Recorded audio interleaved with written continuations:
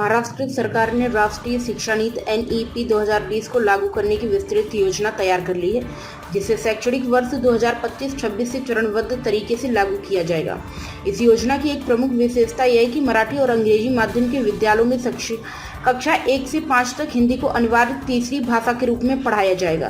Points में समझिए इस राष्ट्रीय शिक्षा नीति 2020 को लेकर महाराष्ट्र में क्या होगा खास। यह नीति कक्षा 1 से वर्ष 2025-26 में शुरू होकर 2028-29 तक सभी कक्षाओं में लागू की जाएगी।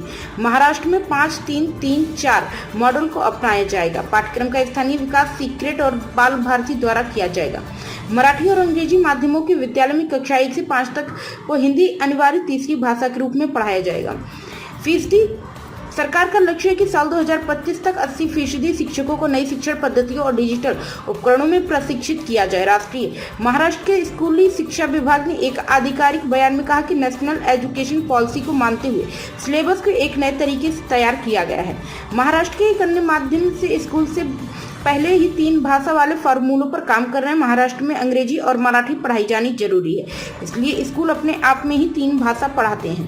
केवल मराठी और अंग्रेजी मीडियम स्कूल में ही अब तक 2 भाषाएं पढ़ाई जाती हैं। अब इनके साथ हिंदी भी शामिल कर लिया गया है। यह पॉलिसी इस साल 2025-26 से लागू कर दी जाएगी। नई एजुकेशन पॉलिसी के तहत महाराष्ट्र के स्टेट बोर्ड में भी सिलेबस में बदलाव किया गया है। ये किताबें अब NCERT द्वारा बनाए गए सिलेबस के आधार पर होगी। स्थानीय भाषा और भूगोल के हिसाब से सामाजिक विज्ञान में बदलाव किए जाएंगे।